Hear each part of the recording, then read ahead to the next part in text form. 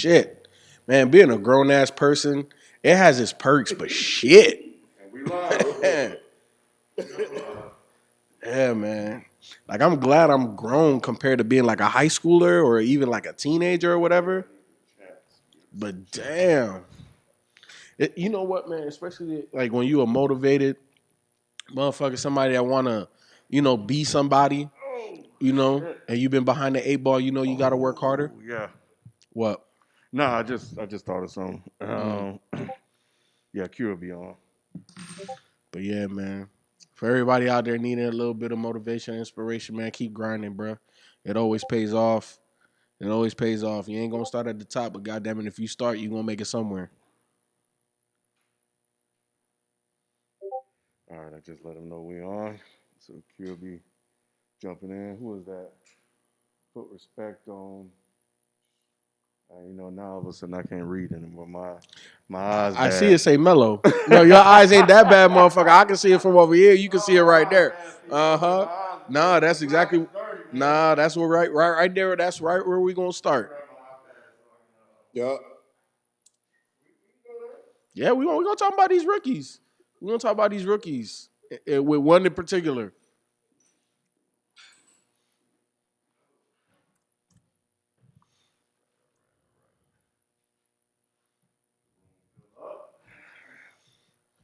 That's right, Ray Sean. He got to put respect on Luka's name at this point. Oh, who? Oh Luka. man, they all the takes coming back. Okay. All right. All right. I'm gonna You pull see, y'all up right here. you see, Ken had to shave his head because if he didn't, his hair was gonna fall out right on stage, right on stage. All right, cool. Let's get started.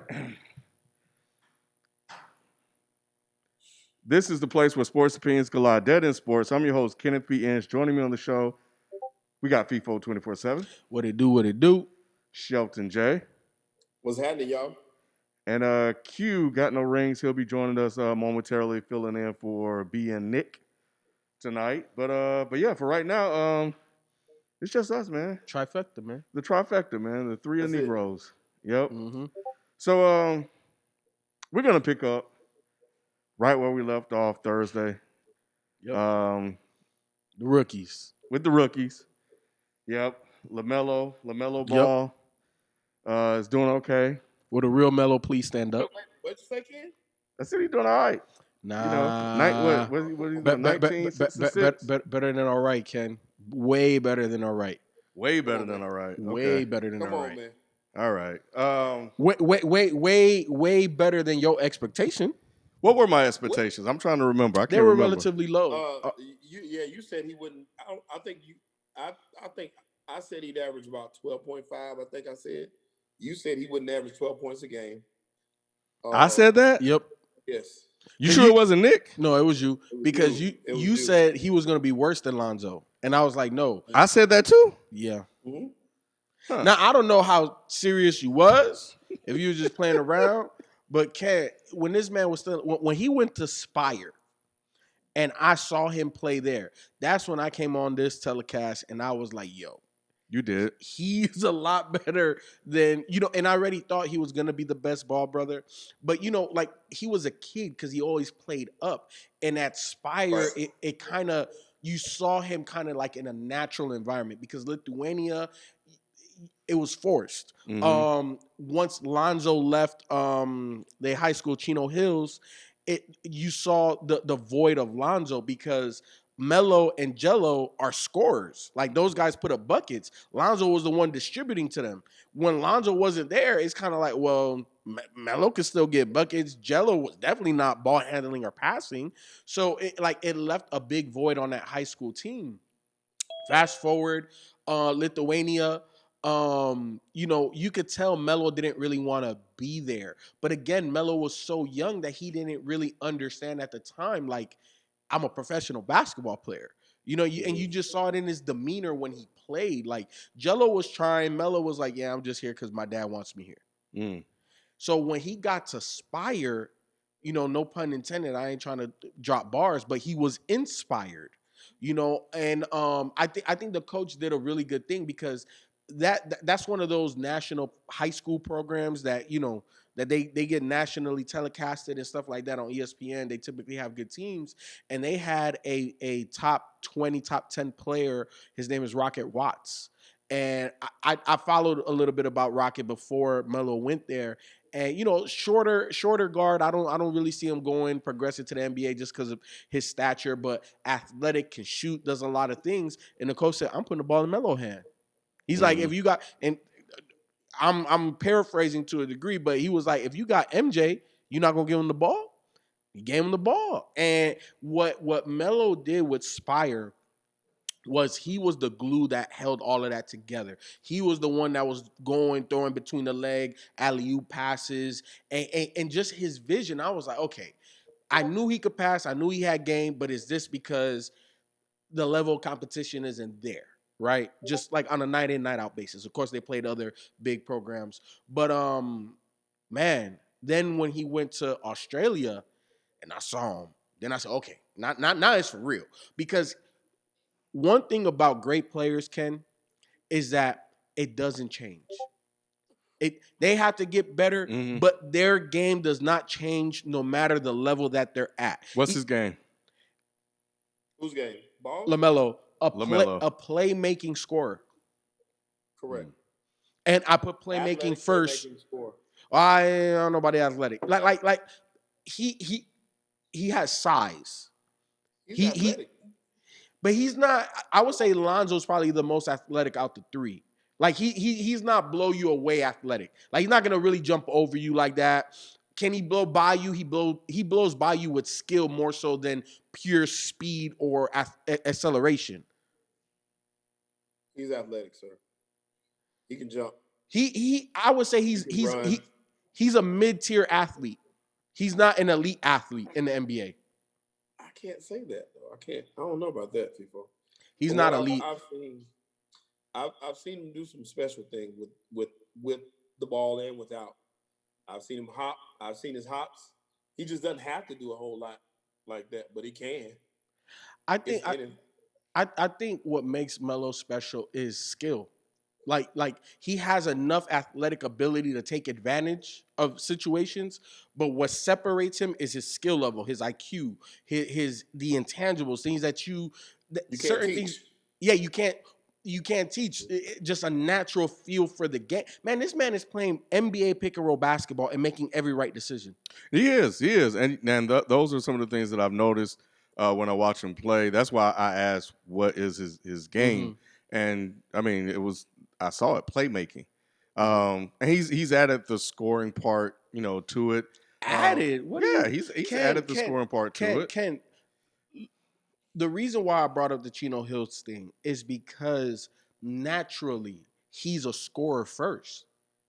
And that's the scary part about Melo. Naturally, inside, deep down, he'd rather jack up 30, 40 shots. But remember at the beginning, yes, at the beginning, because I remember he used to damn, I forget the word for it.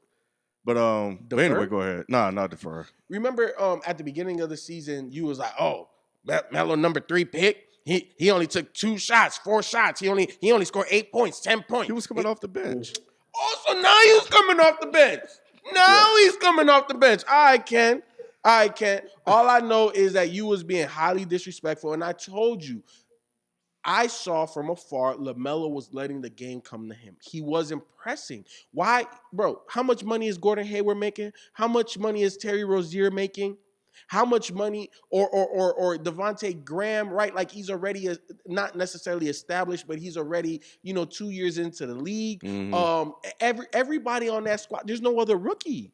He's the youngest guy, and he knows he has a target on his back. Why am I gonna press? Why am I gonna force? He doesn't have a target on his back. Huh? He doesn't have a target on his back.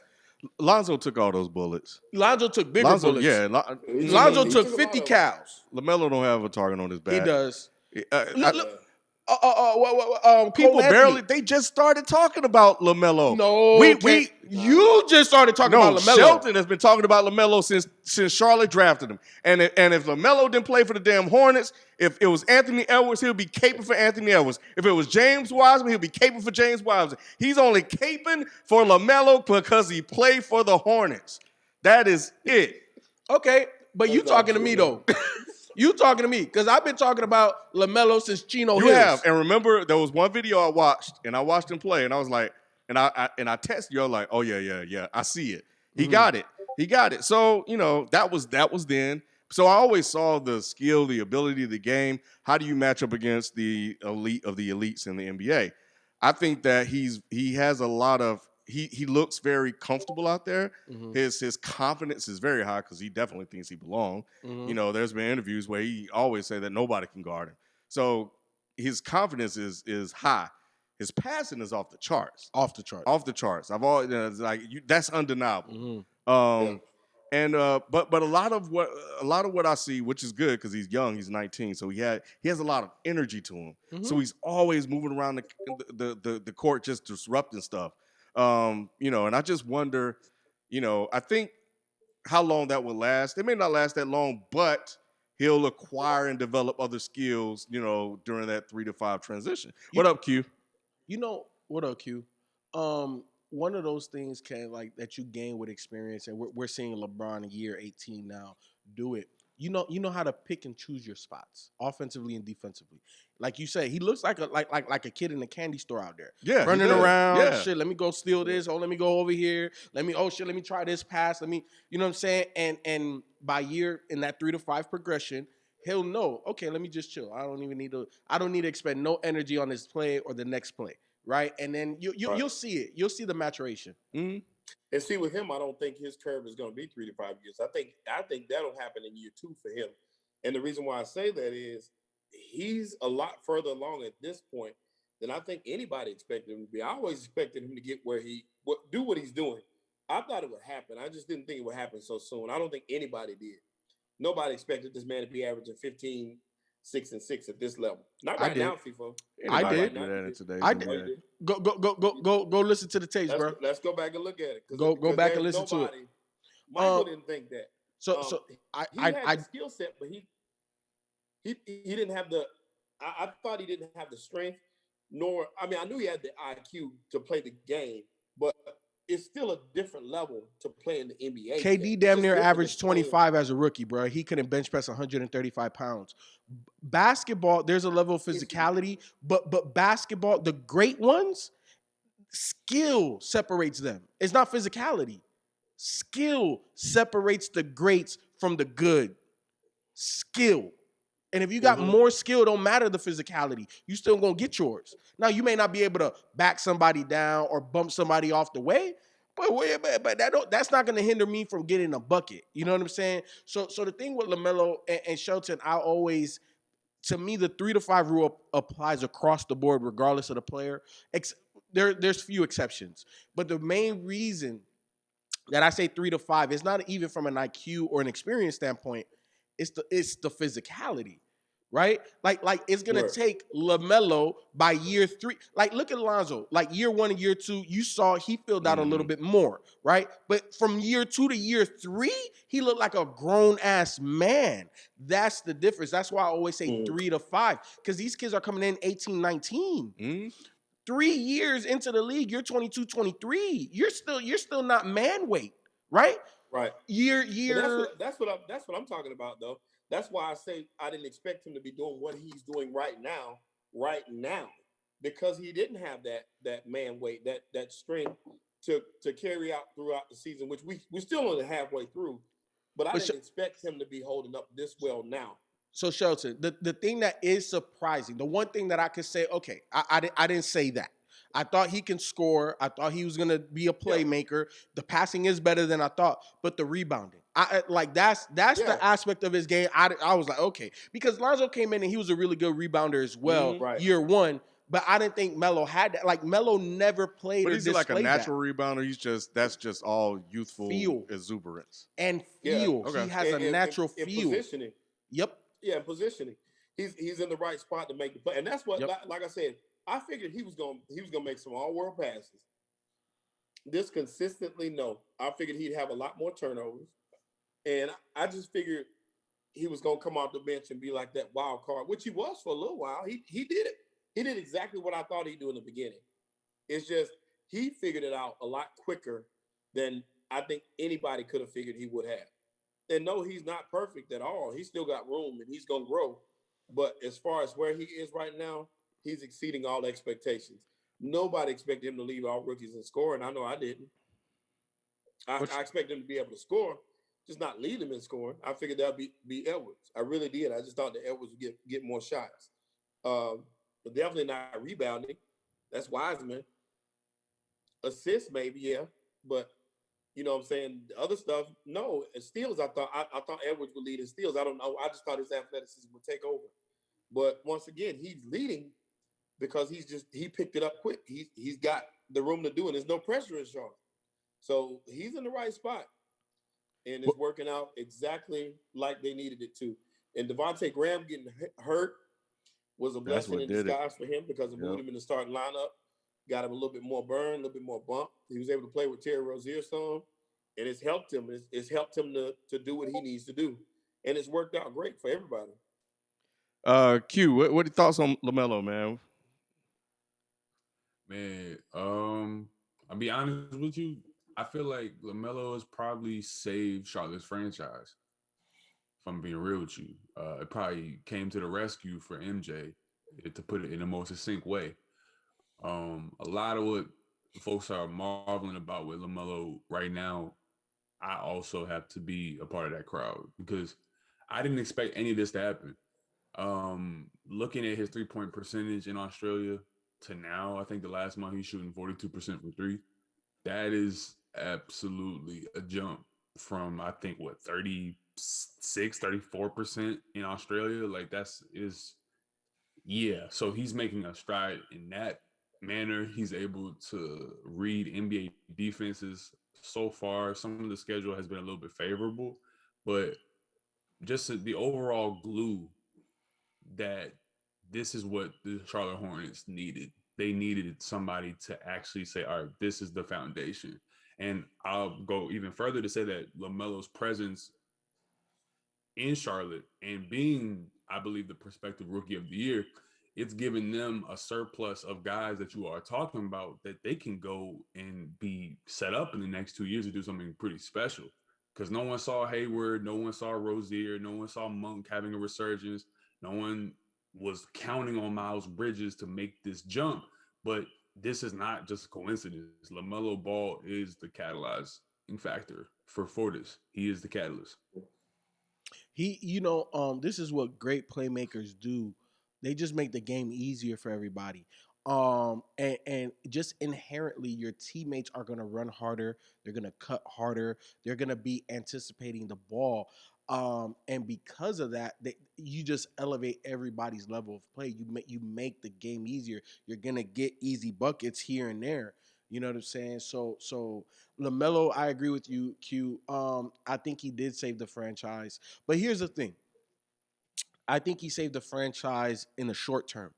It's going to be up to Michael Jordan, his decision making, to build around LaMelo, unlike he was able to do with Kemba.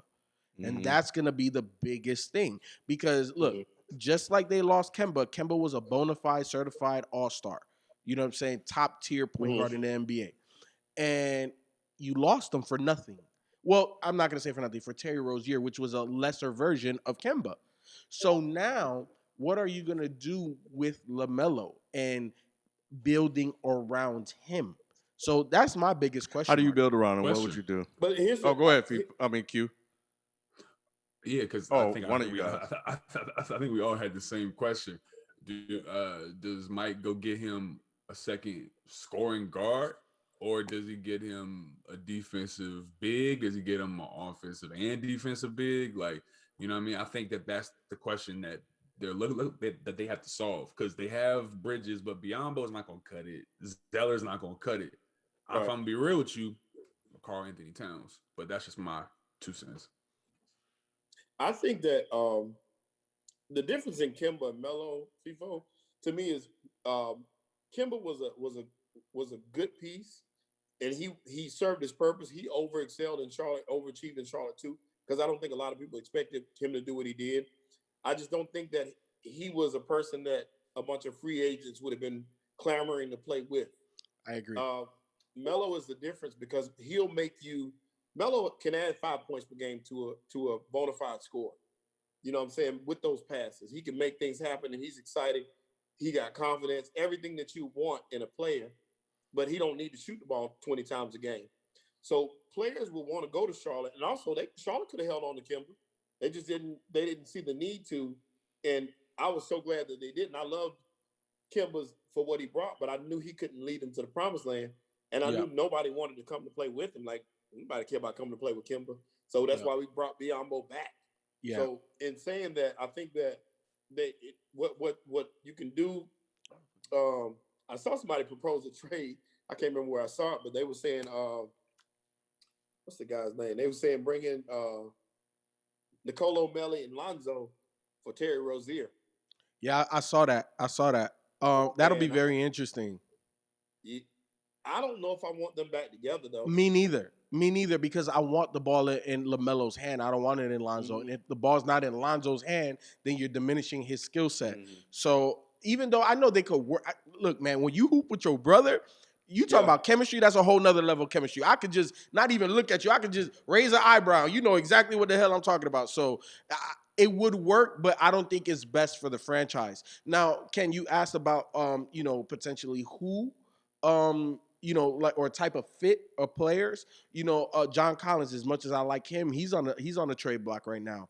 I think that would be a big time upgrade for Charlotte. Mm-hmm. You're talking about an athletic big, because I was getting confused. Which Bridges is in Charlotte? Miles. I always want to say Mikal. From Michigan State. Mm-hmm. Miles Bridges, he could play a small ball four, but he's not really a four. You know what I'm saying? But he's more naturally a three. You bring John Collins into the fold. You talking about a bona fide 6'9", 6'10" guy with range, basketball IQ with the ball, can play pick and roll, can play off the ball, can grab a rebound and push, can finish. We've seen that. You know what I'm saying? Especially this year in Brooklyn. Trey was throwing them man shit off the damn backboard. So if the Charlotte Hornets were able to get a piece like that, in addition to keeping a Gordon Hayward, like that, hey, you know what I'm saying? Like that's a nice move. I definitely think they need an athletic big. It doesn't have to be a back to the basket or even a special big. Somebody like a Clint Capella. You know what I'm saying? You can go as low as that, or you can go somebody like a John Collins, somebody with, more skills. I definitely think he needs a backcourt mate. What type of backcourt mate? In my opinion, bucket getter, Buddy Hield. Somebody like a Buddy Hield. And did y'all know this? I didn't know this. I saw this stat the other day. Buddy Hield has made more threes in his first 5 years than anybody in NBA history, including Stephen Dame. People thought he was going to be a bust. Yeah. Yep. So, if you can go get Buddy Hield, because look at what Sacramento's doing. They got Tyrese Halliburton. They got the lefty, De'Aaron Fox. And they're kind of sort of moving De'Aaron to the 2. Okay. Right? Where does that leave Buddy Hield? Because I know he wants to start. Right? Somebody like a Devontae Graham in Sacramento, he already know the writing's on the wall. The backcourt is for these two. I'm going to just come off the bench and do what I does. So I think if you could go get you a Buddy Hield and a John Collins, shit. So, hey. Oh.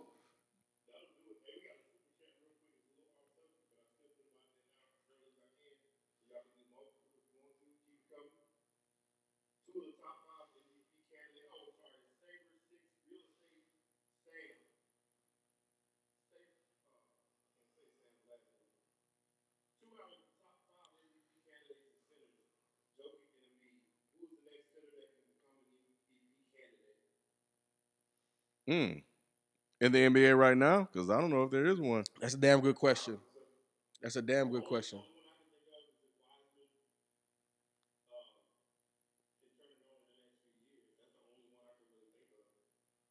So we just not going to say Cat, huh? I was going to say, is Cat really a 5 or a 4? I think he's a 5. He plays 5, but he don't play like a 5. I mean, but Whose audio? Yeah, no, it's not. The level's not moving again. Yeah, no, y'all out again. I don't know why this thing But to kind of keep the show going, I don't know. Like if you consider Cat a 5, then I would say Cat. Outside of that, James Wiseman with time, because that's the only other big I see that has the skill set, and the level of physicality to garner MVP attention. Because I think, look, if you're gonna be a big man, now I'm not saying you got to be Shaq or Will Chamberlain, but you got to be able to impose your will. And even Joker imposes his will, right? Like he'll lean on you with that big ass body. He's not gonna jump or do nothing like that, but you feel Joker's presence on the court. The sheer size of Joker you feel on the court. Yo, say something, y'all. Can you hear me now? Yep. Yeah. Yo. Software, man. All But right. but yeah, I agree with you, Shelton. James Wiseman is the only one that I could think of. Yeah, I was thinking DeAndre Ayton, but he's in a place where you got to give up some to the guys that are out there with you. You know, you playing with Booker. A lot of those guys play with other guys where they're not the first option. So Wiseman, once Curry mania has kind of died down, and it becomes a inside out team again, then maybe he can take over the reins. But until then, I don't see anybody else. It's really not a big man's game like that. And those big men, that the two big men we're talking about, they do so Everything. much other stuff. Yep. They're not really, they're hybrids at this point. You know what I'm saying? Joker's a center because he's big. That's it. And same thing with Joel Embiid. He's big and he has moves, those Hakeem moves. Other than that, they can shoot threes, they can pass, they can do everything that guards can do. They're just hybrid big men. And there's nobody else out there like that. Now it's, positionless basketball for the most part. So that's it for me. Yeah, in terms of big men, like it's and Ken, I be on the youngins. Like there's not many centers or players that can play center like that are coming in that are gonna just be MVP caliber. At least Embiid and Joker and Wiseman. Why Wiseman Wiseman he can play because I agree with Shelton. I think obviously look, man. Father Time's undefeated. I think Steph is gonna be one of the few players to retire, with the same squad. And I think as that transition happens to Steph being more of a off the ball shooter, not off the dribble shooter like that, Wiseman's going to be integral to that. Mm-hmm. So Wiseman right now needs to be working on, understanding angles of picks, but also working on his passing ability because that's really what's going to separate Wiseman. Wiseman already has a jumper, right? He'll get better with time. He already has a level of physicality. You see his shoulders, bro. That he's going to put on like 20 pounds of muscle when it's all said and done. You know what he's going to look like? He's going to look like David Robinson. Damn. Like the physicality of him, he's going to look like David Robinson. But I think for Wiseman, if he can pass and he can get some tips and tricks from Draymond Green right now, and he can apply that later on, he is going to be the next great big.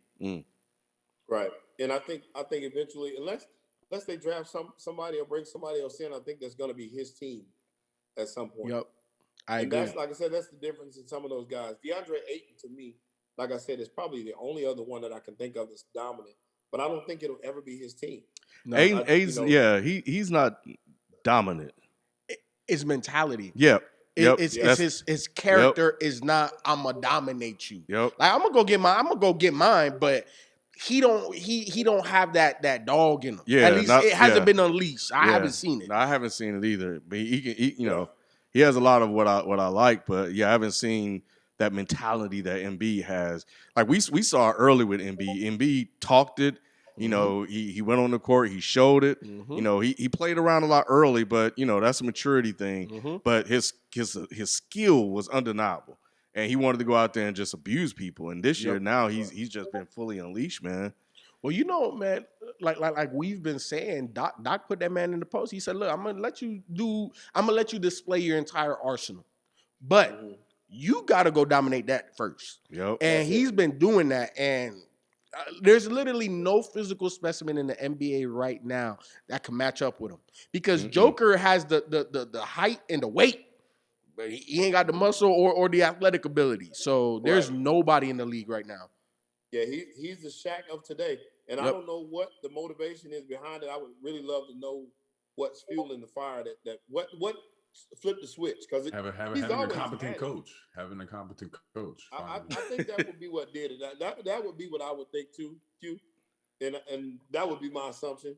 But yeah, something flipped the switch, because the talent was always there. It's the work ethic. He wasn't in the shape he should have been in. That was pretty. His biggest defense was himself. And so now that he's finally figured that out, that dude, the sky's the limit for him. Yeah, it's just actually insane, because the very year that Joel Embiid gets a competent coach, he is a top 2 MVP candidate. I've been screaming from the heavens that Brett Brown was incompetent for years, and people were like, "We got to see it out. We got to see him through." The very year he's surpassing LeBron James and people's rankings for MVP. That speaks volumes to the fact that you have a coach who says, "Okay, they'll walk like a duck, quack like a duck, then it's a damn duck. This dude is a beast in the post. Put his ass in the post and give him the ball." Yeah. Hey, Q, so do you think Doc should be mentioned for Coach of the Year? Yes. He'll get some mention, but there's been probably 3 coaches that probably get more nod from the media. Who you have in Monty. mind? Monty Williams, the Jazz coach, and Quinn Snyder. Probably, and the third one was it could be Doc, honestly, but I think really, man, that coach in OKC deserves some nod. Not in that way of like he should win it, but the fact that OKC is even semi-competitive, you know what I mean? I think that is something that people should look at more. But Doc is definitely in that, but I think that those top 2 are going to dominate most. No Brad Stevens? Nah. Man. Nah. Come on, Ken. You know who the third one is, Q? Tom Thibodeau. Yeah. That's right. I couldn't think of it either, and I had to think like, dang, who is it? Yeah. That's the third one. He deserves a lot of credit for that team, because nobody even thought about the Knicks. Like they ain't even been. So all right. Look, I got 2 points. One, I'm gonna have to eat my words. I'm gonna say that for the second point. Doc Rivers or Brett Brown. I'm subscribed to the Athletic, so I get a lot of insider information, at least, as much public as they want to make it. But Brett Brown, his issue was accountability. And I'll still stand firm on what I said, that they needed him at first. Teach these youngins system. I'm not gonna berate you. Like don't worry about the growing pains. Just play hard. And they did that. But I always say that in the NBA, there's different levels of coaching. Like you got guys that are rebuild coaches. You got guys that are championship level coaches. You got guys that are transitional coaches. There's all different types of coaches, players, coaches, all of that type of stuff. Doc Rivers is the ultimate players coach, and he also has a championship, so he has the credibility. So when he tells Ben Simmons or Joel Embiid to do certain things, there can be a level of compromise there, but there's also a level of expectation. And you're seeing that play out with the both of them and this entire squad. The second thing, Tom Thibodeau. I got to eat my words because I thought it was a bad signing, and I still think it's a bad signing long term.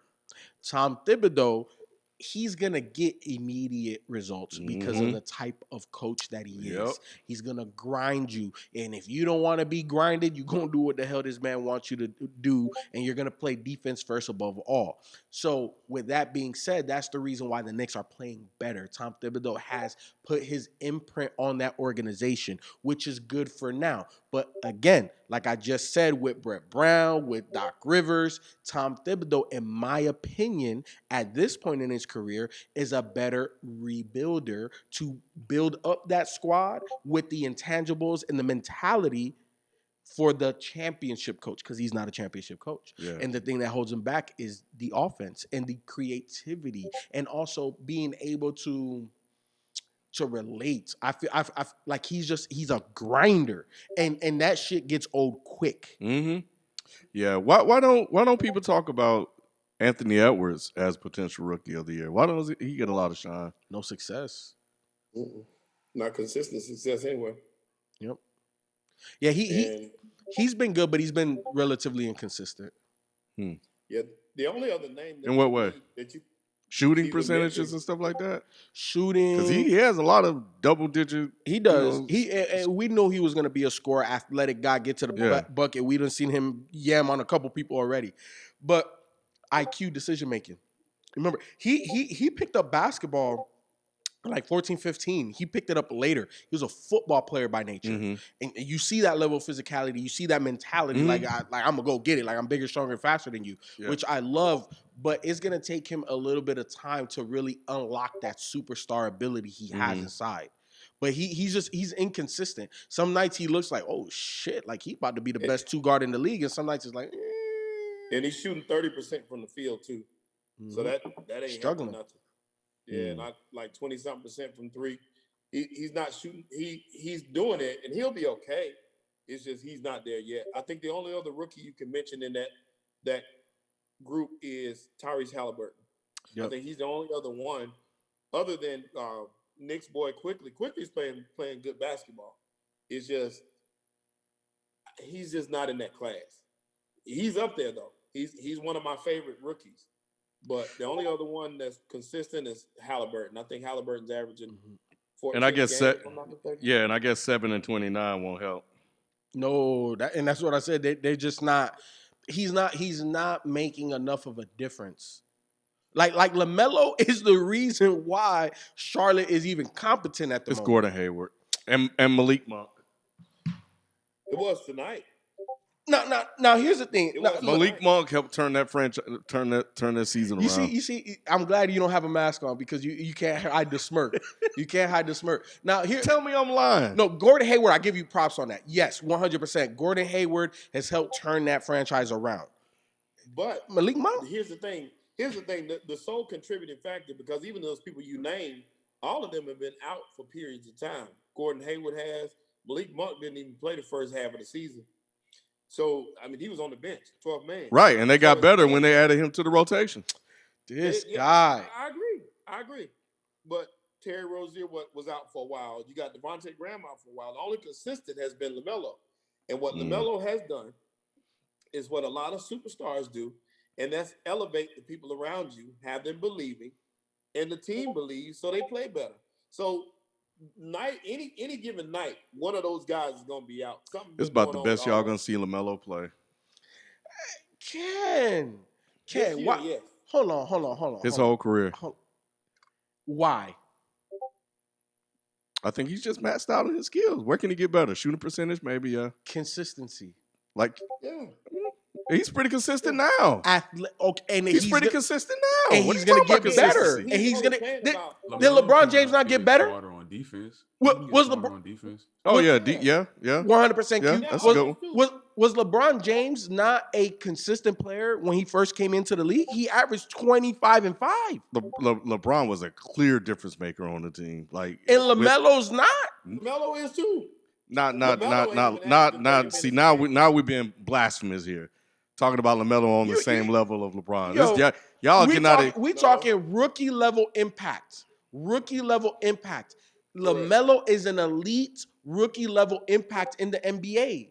Elite. I won't go that far. Oh, you tripping? Kid. I won't go that far. Y'all like Charlotte don't have good pieces there. LaMelo just didn't step on the court and turn them into a. But the thing about it is, LaMelo has rounded them off. He's the difference maker. Once again, when he's on the floor, you can see the confidence level soaring with the guys around him. Yep. That's what I'm looking for. All right. What's on your mind, Q? What you want to talk about, bro? You hate, man. You're hating on the young man. I'm trying to tell you. I'm trying to tell you, I really think that LaMelo people should look at like the actual film, because I will be one of the first people to tell you I was not seeing this when it came to his Australian League game. I thought he was solid. I saw some flashes of brilliance with his passing, but when it comes to this in the NBA, I never saw. Okay, you can get 22 and 8 and 6. Like okay, against good level defenses, breaking down, reading the trap. You're reading, what I mean, the defensive scheme that the coach on the opposite side has put forth. You're able to get your teammates involved. You know when to score when you need to. You're not shook under pressure. He's like rebounding with big men too, and this is I might might cause some stir, but he got a little bit of Westbrook and Pistol Pete, man. It's kind of in that realm, and we're gonna see where he refines his skill at. But we're gonna see. Yeah, we'll see. What you want to talk about, man?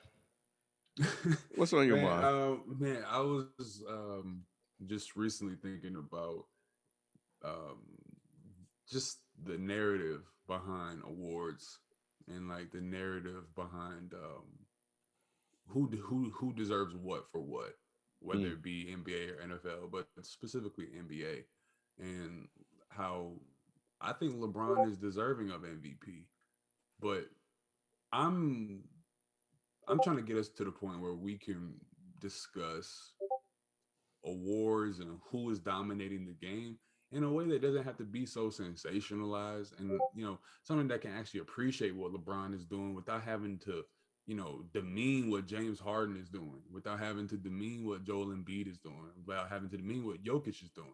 Because on one hand, people will say, well, LeBron is the MVP, and then they'll say Anthony Davis before the season started, he was the second best player in the NBA. And then they'll use that same argument to say that that's why LeBron is the MVP, but then James Harden can't be the MVP because he has another top 10 player on his team. Two. And then we just get into this muddiness of what is an actual award, who deserves what. And that's why the MVP award, to me, I think that we need to get to a point where we need to discuss how much does the media get a say in people's formulation of basketball, man? Like me, see, Kim, me, you talk about that whole Skip Bayless stuff, and I think that has a lot to do with this. How Mm-hmm. people's minds have been really warped. The casual fan has been so warped by just onslaught of propaganda on how to think about basketball. Like these guys can just wake up and make their tendons and bones just do this. Some of them can, but a lot of guys work their ass off. So it's like I'm thinking about where do we put the merit at with these awards if we can't just discuss them soberly? It's funny you mentioned that because I haven't watched any sports related programming in terms of talk shows in about three since the Super Bowl actually. Um, and I saw a headline that said something about LeBron will win the MVP. And I asked myself, I was like, well, why? What has he done to earn the MVP over Embiid? That was the question because I'm like, Embiid should, with everything that he's doing, being absolute dominant in and out, should be the MVP. And that was before Anthony Davis got hurt. And when I saw them say that, I was like, oh, the media is going to drive LeBron unless he does something crazy this second half of the season to another MVP without him really having to work for it. So it's kind of funny you bring that up because the media is really going to shape and mold people's mindset into thinking that he should be the MVP. Last year, he probably should have been the MVP more than this year. This year, Embiid, man, is the guy. And slowly people are starting to say that because it got to the point where it's damn near undeniable, and the Lakers went through that losing streak. Right. I think also because I think it took a minute for people to kind of adjust their thinking to. They were waiting for the silly Embiid to show up, and he hasn't shown up yet, and they were holding his past against him. So yeah, man, I don't think we'll ever get away from that specifically because it drives so many clicks. It fills so much airtime with something to discuss. Like they start talking about it, after the 5th game and in whatever sport. It's kind of ridiculous. But yeah, I we'll see, man. I'm with you on that though. FIFO had a question, man. I also had one more thing to ask you. We got to talk about Donovan Mitchell, bro. It's time. Oh I'm gonna man, be the first one I'm gonna be the first one to start this conquest. It is what it is. I just gotta say it for what it is. I like him. I think he's a good player. But man, it's just like the gas that I just think he's gassed up, bro, on like the level that they try to put him on.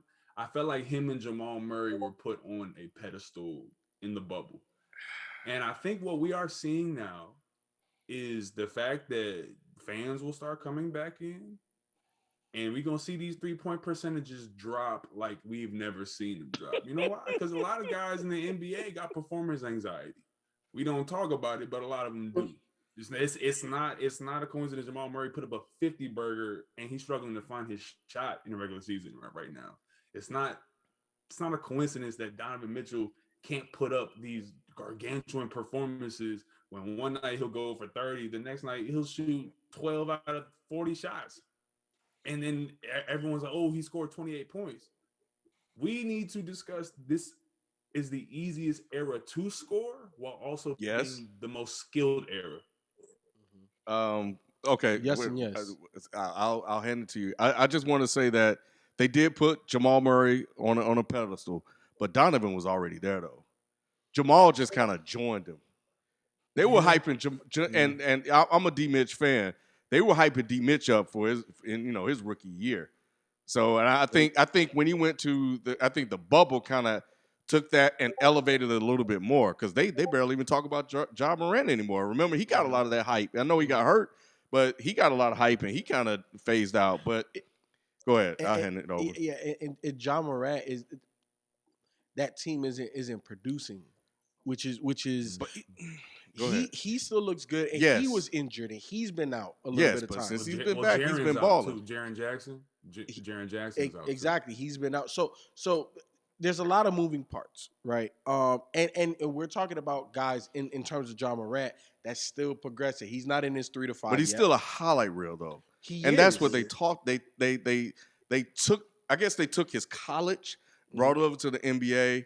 I guess he didn't make the playoffs. He got hurt, and then he was just like, all right, well, whatever. So anyway, but to his points about D Mitch and Donovan, So in terms of Jamal Murray, remember we were sitting here watching the playoffs, and I was saying he's not a superstar. You know, with all of the 50-point games and the 360 layups and the crazy up and under, you know what I'm saying, and the crazy shots and the tough shots and the clutch shots, when I watch him, he doesn't scream superstar to me. Now he is a damn good player.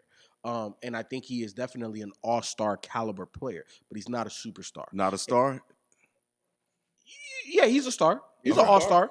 He's an all-star. He's an all-star player. He's a star-level player. But if you remove Joker from that squad, do they make the playoffs? I don't know. And if they do, bottom feeder. 10, 9, 8, 7. If that. You know what I'm saying? So, in my opinion, superstar guys are able to get you at least to the middle of the pack. Even with devoid of talent, you get them one guy that can hoop, you're going to be formidable. Maybe not a true championship contender, but you can scare some people. That's what D. Mitch is. When I watch Donovan Mitchell, he gives me superstar vibes. He looks like Dwayne Wade 2.0. And look at this season. Aren't they number one in the West? After coming off of the heartbreaking loss in the bubble? Yep. That's what superstars do. What did Joel Embiid do the beginning of the season after they lost to Toronto? He looked like a bum, didn't he? Mentally, he wasn't there. Psychologically, he wasn't there. He couldn't get past the heartache of what Kawhi did to them boys. But D. Mitch, on the other hand, all right, that was yesterday. Today is a new day. He's a superstar. Now, with that being said, because he's a diminutive superstar, right? Like he's not 6'8", 6'9". He's physical for his size. He's gonna need another player, which is why I always said I'm cool with them giving Rudy Gobert the money. But Rudy Gobert is not the other player, though. No. But I don't know. listen. I'm not saying Rudy Gobert is the other player that's gonna get him over the top. But Rudy Gobert is instrumental for them to win. Now I think that they need another perimeter player that is at least an all-star caliber level. They That's need Mike that. Conley, isn't it? Who? Heck, Oh, Not anymore. not anymore. Conley's That was not what having it a was bad supposed I to don't be. think so either, but he's an all-star. Come on, Shelton. He's not having a bad season, but I don't know, man. He's not Kimo, elite. You really think D Mitch is a superstar? Yes. Yes. Man. What can he not do? Make his teammates better? How do you have the best record in the West? And I'm not saying that he is LeBron or CP in that regard. That's not what makes him elite. But he does it good enough to the point that they're the number one team. Mm-hmm.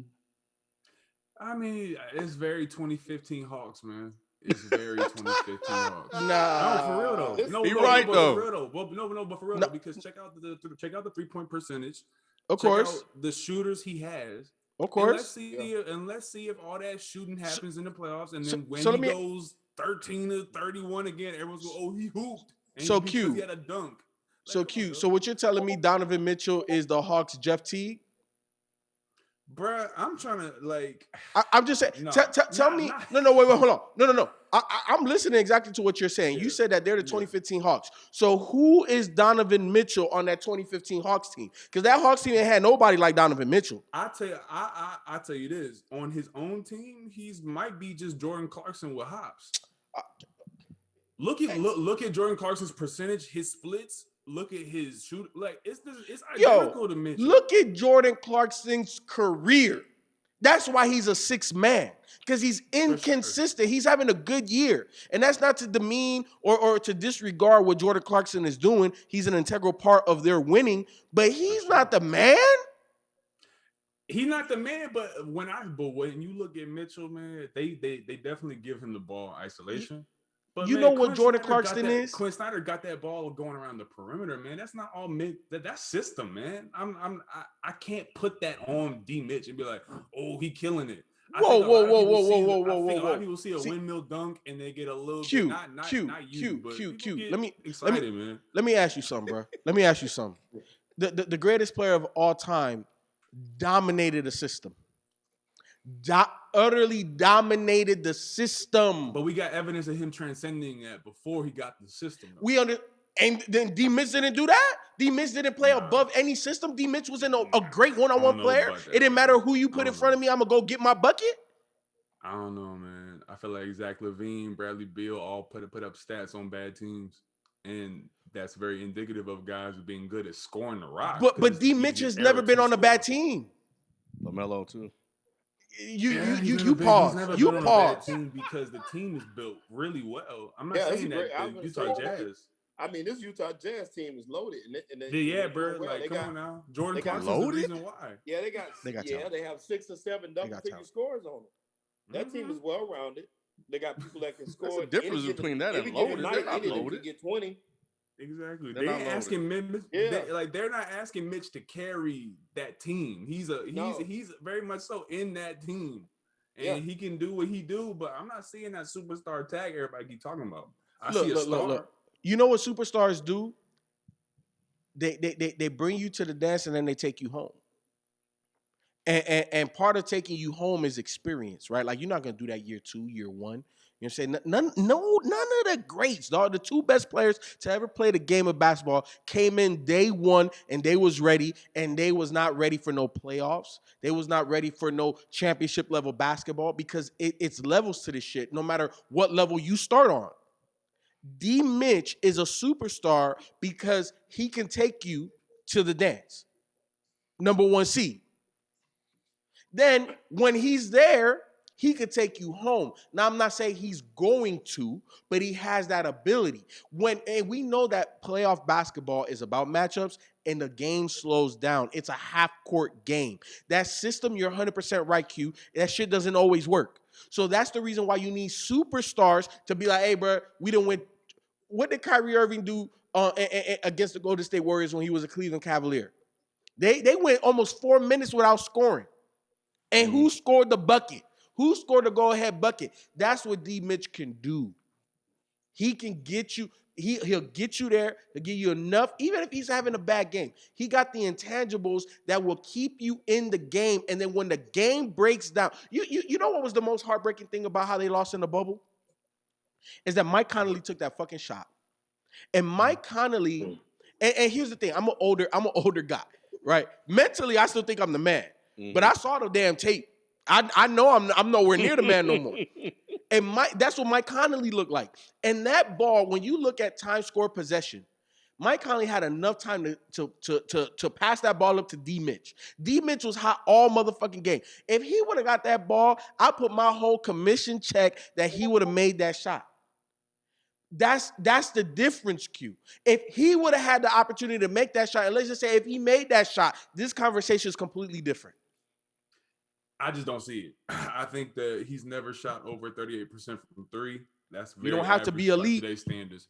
He got to be better than 38% from three. Shooting 20 Why? shots a game. Until recently, LeBron wasn't. Never Jordan was. Kobe wasn't. LeBron D Wade wasn't. Do you want me to keep naming champions that can't shoot? Donovan Mitchell's not a two-way guy. Donovan Mitchell's not a two-way guy. You're naming two-way guys, two-way goats. LeBron sitting in the chair. Kobe sitting in the chair, and the other player you listed sitting in the chair. Donovan Mitchell's getting cooked on defense in the playoffs. He's giving performances where he's shooting 10 for 28. And because he does a windmill dunk, everyone says, "Oh, check out this highlight. D. Mitch is killing it." Man, D. Mitch is killing his team. And man. What is you talking about? Other players have gone cold. And it's just because of what? The bubble performance? I'm not taking that bubble performance from most players. That's just me. I haven't seen him do it. He's a career 36% from three shooter, and that's a superstar? Absolutely not. Superstar is reserved for those top 6 guys. Man, he's not even top 12. They calling him cute. What year is D. Mitch in? It's like his third or fourth year. We killed Ben Simmons because he don't shoot. D. Mitch shoot every damn shot. and then we say, man, he's really doing it. It's like, what? D. Mitch hasn't even reached his physical prime yet. I feel that, but he's not a finished product yet. He's still getting better. You can't tell me that this year wasn't better than last year, wasn't better than the year before. He's getting better, but bro, 23 points per game is a superstar? I don't think so. He's not better than not better than Kyrie, not better than Dame, not better than Harden. So points determine the level of superstardom. And then also you're talking about guys that are almost 10 years in the league. You're talking about guys that are 30 years old. This guy breath still smell like simmer. He's not even 25, bruh. What is you talking about? So you take him over Zion? You know how I feel about Zion. No. You know how I feel about Zion. LaMelo Ball? I wouldn't right now. I'm not taking Donovan Mitchell over LaMelo Ball right now. Look, I'll put it to you like this, Q. And you know how I feel. There are outliers. Zion, I'll take damn near over anybody. Just because you don't have to run plays for him. He just affects the game like that, right? But in all honesty, it depends on what I have on my squad. I may want LaMelo over somebody else, over Donovan Mitchell, because of how my squad is constructed. I can understand that, man. It's just an undersized 2-guard who shoots poorly, really poorly from three. And now, 38% now is an upgrade, but man, by the average of what the league is shooting at, bro, you got guys. Joe Harris is shooting 48% from three. Like what? Like, come on now. Like, come on now. Cute. Like, I'm not like you cannot be put in that rarefied air if every time I see you in the playoffs, you look like another guy, but not the guy. You know what I mean? Look, wait. First of all, let's stop being disrespectful because Donovan Mitchell looked like the motherfucking man. What is you talking about? What is you talking about? In the bubble? Outside of the bubble, too. He looked like TJ Warren looked like the man, too. Bruh, come on. Look. Marty McFly said, Q, Marty McFly is calling you out. He said that you called Jimmy Butler a superstar. And if you call Jimmy Butler a superstar. He still is a superstar. He still is a superstar. And I stand by that. Obviously, Jimmy Butler is way better than Donovan Mitchell on the defensive end. But Obviously, he's a better Jimmy Butler player can't than hold Donovan Mitchell, Josh Strack on the Jimmy offensive Butler end, over bro. Donovan Mitchell right now. I'll take Jimmy Butler over Donovan Mitchell You tripping right now. You tripping. He getting cooked on defense. And that's why he gonna my shoot 40 team, shots. if you was a GM and I was a GM, my team would win more games than yours. And we would be I don't a know. contender quicker than you would be. I don't know about that, man. Hey, we Jimmy can play Butler 2K. is a superstar. That's the closest thing we can get to it. I'll build my team with Donovan Mitchell as my starting block. And the thing is though that this ain't really hate at Mitchell. It's just like I just need us to stop throwing out that superstar tag so loosely. It's very unbecoming because I just can't get with guys who are chucking the ball, and we're just supposed to just be cool with that. Like, bro, he's chucking the ball, man. And we killed Kobe for that for years. So, Mitchell come in and does it at the most inefficient rate, and we think that behind the back slam, he's killing. FIFO, to Q's point, what do you think that Donovan Mitchell has over Jimmy Butler? Like what is he? I'm just asking. I want to know what you think he's better than Jimmy Butler. First and foremost, athletic ability. He's just way more athletic than Jimmy Butler. He has better one-on-one moves, breakdown dribble moves, in and out, between the leg, spin move, euro, all of that is way more elite than what Jimmy Butler has. I would say their mid-range game is similar. I would even give it a slight edge to Jimmy Butler. 3-point range, definitely Donovan Mitchell. And I think that they're both very average as pick and roll ball handlers. You know what I'm saying? Like those guys, can they make the play? Are they playmakers? Yes, but it doesn't feel right when they're the pick and roll ball handler. You know what I'm saying? Right. Of course, you're gonna put your best player in those situations, but like throughout the game, no. So D Mitch definitely needs a point guard. Like, you know how we were talking about LaMelo, what type of player he needs? A D Mitch type of guy. Like I said, a guy that can get buckets. And it doesn't matter if he's big or short because of LaMelo's size, he could guard the 1 and the 2, but D Mitch is a perfect complementary piece to a pass first point guard. That's really what D Mitch needs. Y'all trying to give Mike Jordan a heart attack, man. Listen, look, Donovan Mitchell is a good player, but that man blew a 3-1 lead, and no one says anything. No one says anything. It's just, he just did it. Like, damn, I keep saying that, that's bro, true. It's literally just because he be dunking there. Everybody's like, oh, wow, he's such a top 5. I have not seen that. I'm giving you a whole bunch of other reasons outside of dunking, bro. Man, outside, but I'm saying though, being he's athletic, so is he not an elite finisher under the rim? We're not even talking about the dunks. The layup package. The layup package is top 5. Good finisher, man. He's a good finisher, man. Like Kyrie's elite. Steph is elite. Kyrie's arguably the best we've ever seen. So you can't even compare nobody to Kyrie. Great, but that's elite. He's good, man. He's really good, man. I like Kyrie is all-time great. He's better than a Zach LaVine to me, man. He's just not. He's not that much better than Zach LaVine. There's a difference between being elite and all-time great. You could be elite in your era of basketball and not be an all-time great ever. Q. So you think you could put Zach LaVine on the Jazz team for the last 2-3 years and they would make the playoffs? Same roster? Yeah. Yes. Think so? I don't know, man. I think a lot of that's probably hold on. Lose maybe like 4 or 5 more games, but you're making the playoffs. Yeah. Shelton, do me a favor, please. Can you look up how many free throw attempts D Mitch has versus Zach LaVine? How many free throw attempts do they average per game? I mean, he's playing in Chicago though. I mean, that's not bro. I'm just saying, like, bro, he playing in Utah. My nigga, Utah it's like you laying on a waterbed, bro. You all in it. Like, come on now, be solid now. Be solid with something. Like, I'm just saying that Donovan Mitchell's making the playoffs because he has a team. Like, he's not carrying that team to do anything. He's not carrying that team. Where is he carrying that team to blow a 3-1 lead? He has not carried them anywhere, bro. You got Bogdanovich. They have Ingles. These are 2 of the best 3-point shooters in the NBA. You got Defensive Player of the Year, 2-time Defensive Player of the Year, Gobert. And then you want to tell me Donovan Mitchell's carrying this big load? He's not, bro. He's damn near a complimentary star. That's what he is. That's what he is right now. I haven't seen. Who's the number one option? Who's the number one option? Number one option. he gets the ball the most. He shoots the most shots. Who's the number one option? They're actually the same. They're the same? At 5.6. That's what I'm saying. Okay. He's in that same tier. He is in that Jamal Murray tier. That's why that they were being ascended at the same time. You know what the top 10. The difference is that without another clear-cut star on that roster, who's a clear-cut star on that roster, Q? Who's another one? He does not have a clear-cut star. Thank you. No. Jamal Murray has arguably the best center in basketball. Arguably. Zach LaVine, he has nobody. And that's the reason why he's not winning.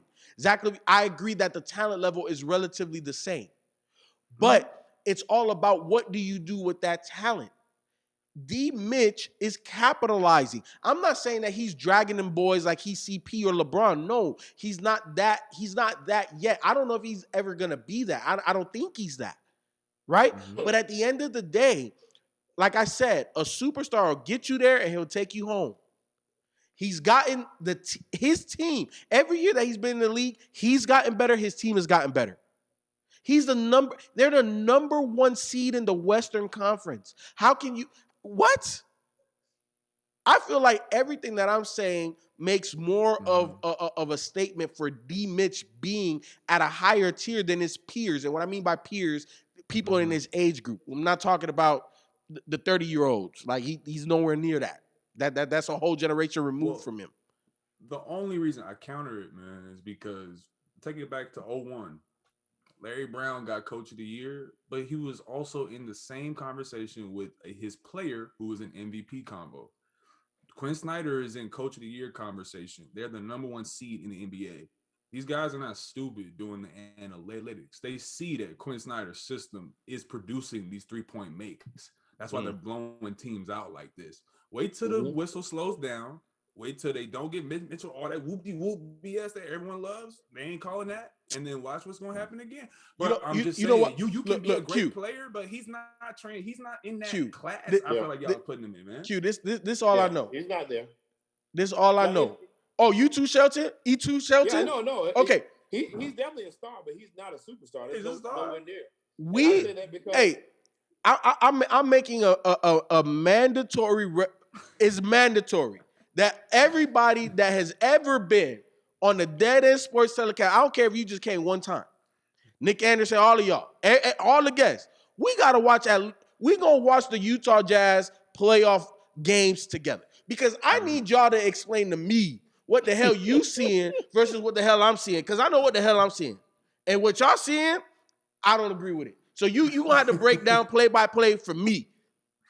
I think he's a good ball player. I believe that with my heart, but for the same reasons, like you say, he's still got room to grow. He's still got those things. He's just not a superstar at this point. He's not. Bro, Gordon Hayward was doing the same thing in Utah.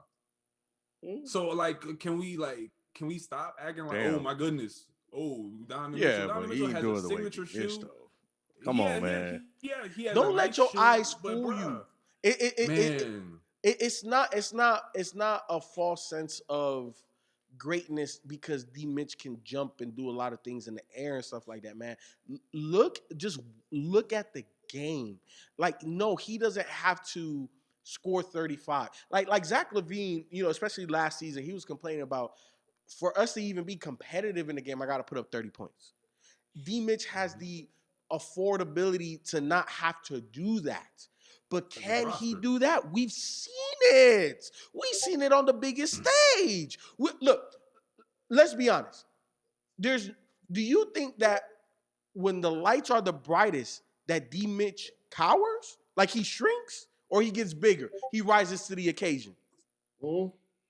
I think that someone's mentality and somebody's I think that somebody's mentality and somebody's approach to the game can be completely incongruent with what the actual result is. So he can be, I'm gonna be a dog. But bro, check the freaking score. He's going 12 for 30. Like, all right, dude. Yeah. You went crazy, but come on. So, but if this man went 1 for 5, we'd be crucifying him. And let's do the reverse comparison as well.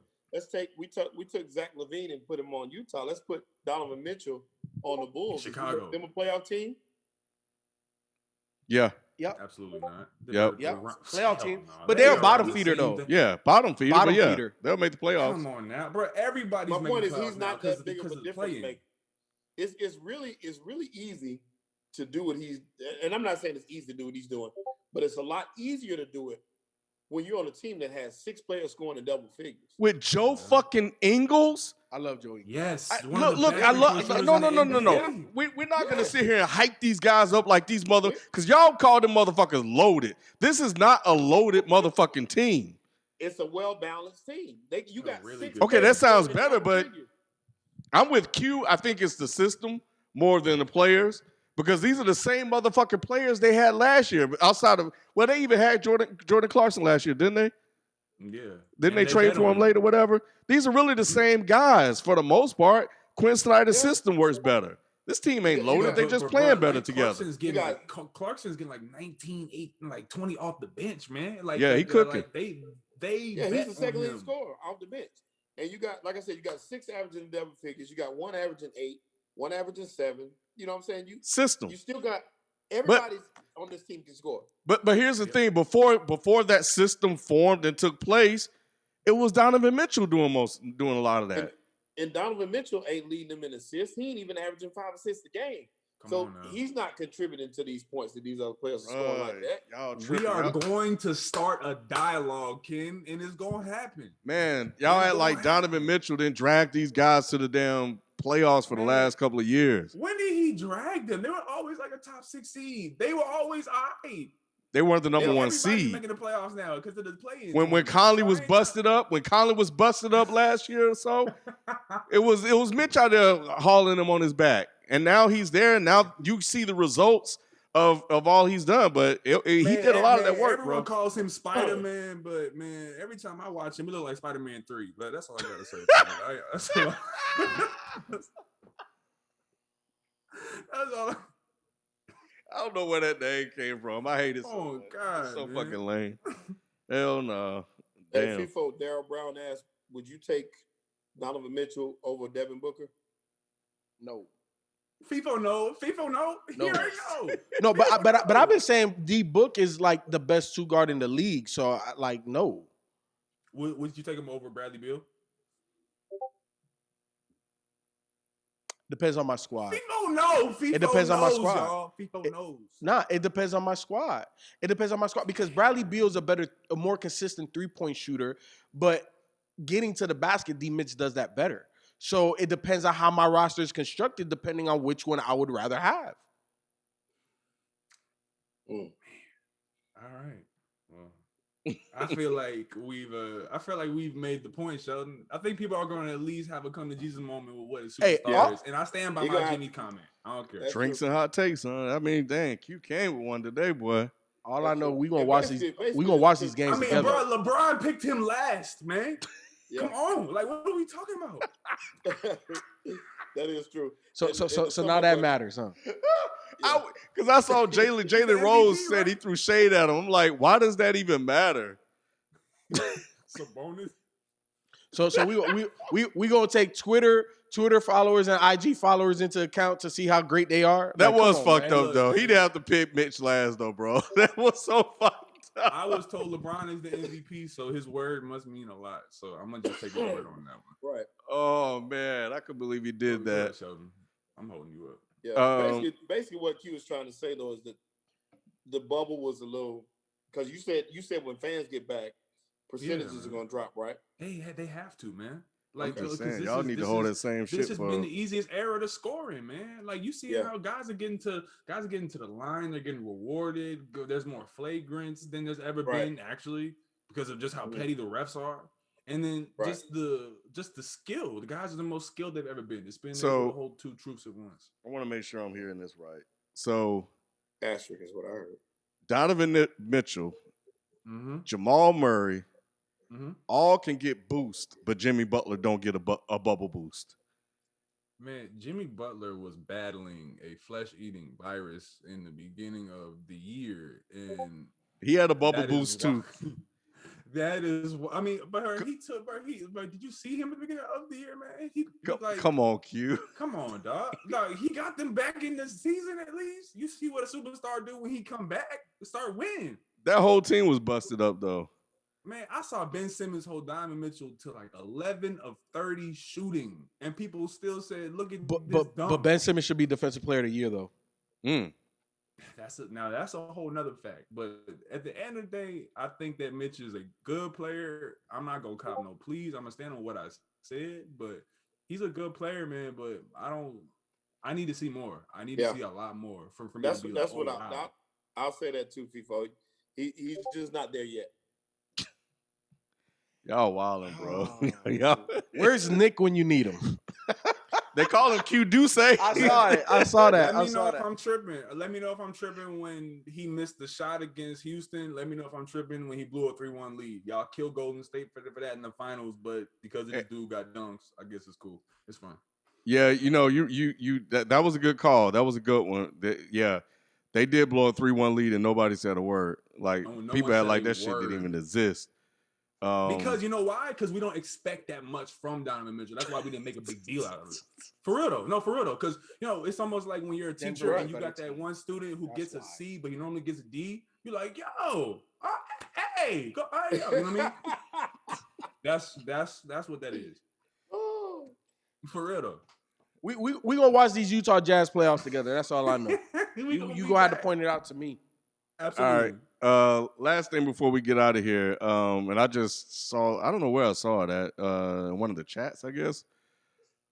Patrick Ewing, man. How the hell they don't know Patrick Ewing in New York? What the fuck is that? Bro. He has one of the most recognizable faces of all time. What happened? Tell what happened exactly, please. Apparently, he went to Madison Square Garden and security wouldn't let him in without checking his ID. Let me see if I can pull this up. Hold on. Let's see what's going on here. But regardless, like everybody he would say apparently he was hot about that shit too. Let me see if I can find it. Patrick Ewing. Get off this. He rips Madison Square Garden security. You know, Bleacher Report don't be putting articles. That might be like the third most embarrassing thing that's happened to him at the Garden. Right. Yeah, I'm looking at it now. I didn't know this was a thing. Man, look, this motherfucker Bob Dolan, bro.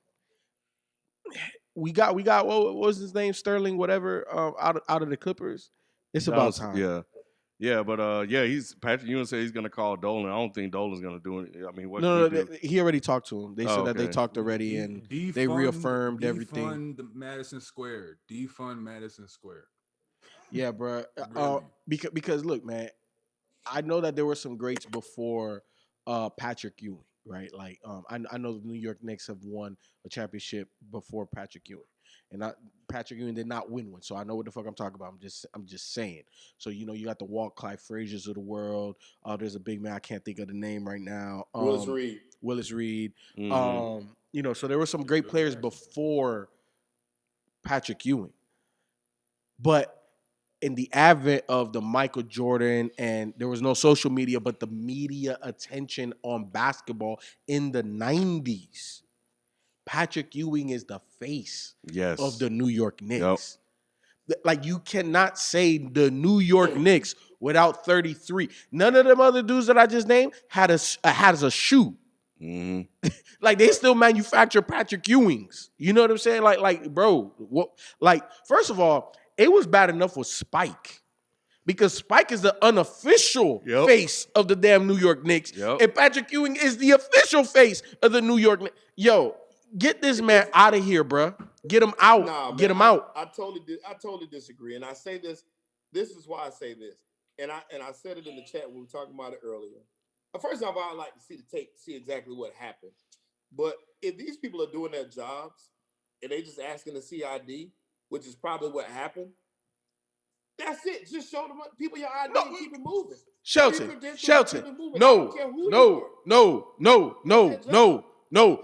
The reason why this franchise is worth $1 billion I was a part of that. I was a part of that.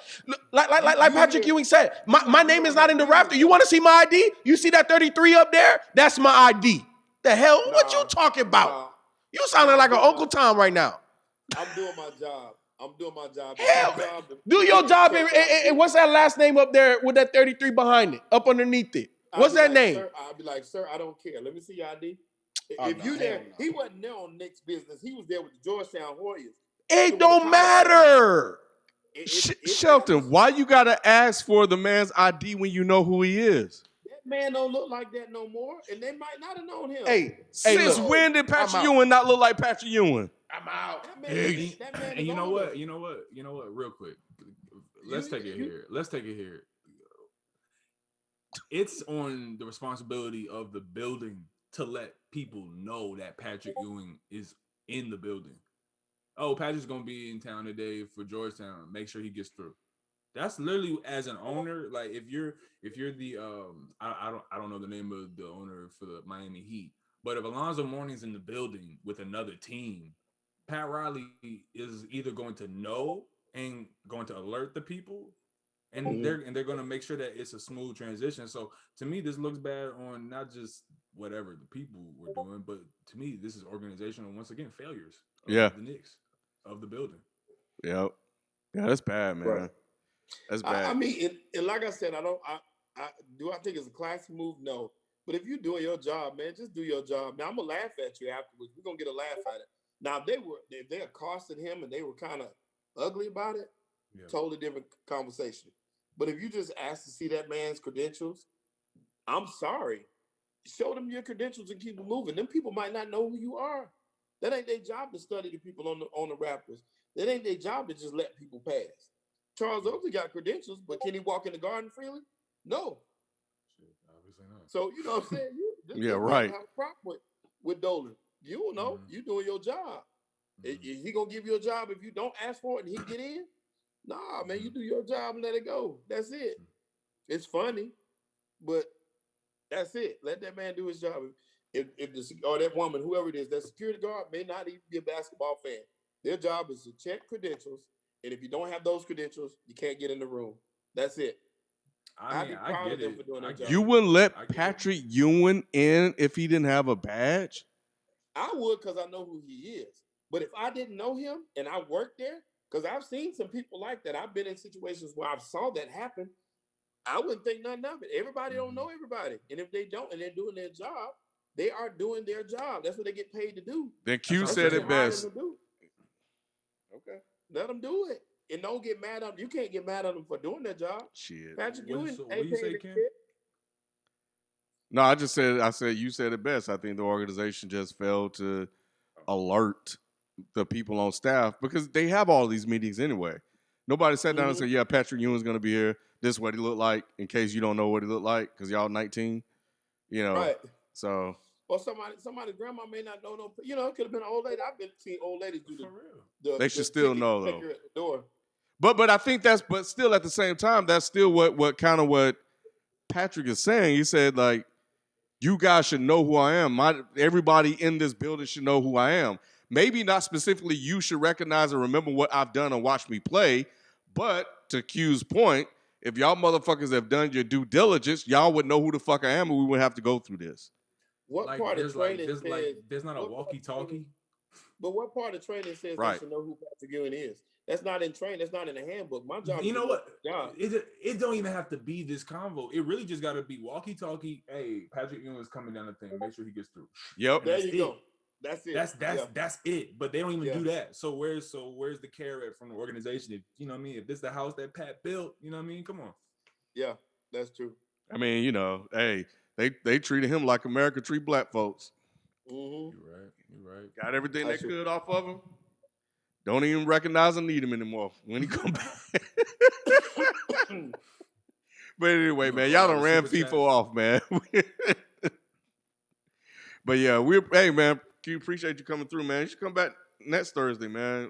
You know, it's always going to be a light show in terms of cast for the most part. Sure. So, but yeah, appreciate you coming through, bringing the takes, which we needed. For sure, man. So yeah, we appreciate everybody else showing up as well. And yeah, we'll be back next Tuesday and next Thursday, man. So make sure you guys like and subscribe to the channel. And Please. we'll catch you guys Tuesday. We out. Peace. Peace. Hey, Q, that happened to me one time too with a superstar NBA player. Mm-hmm. I worked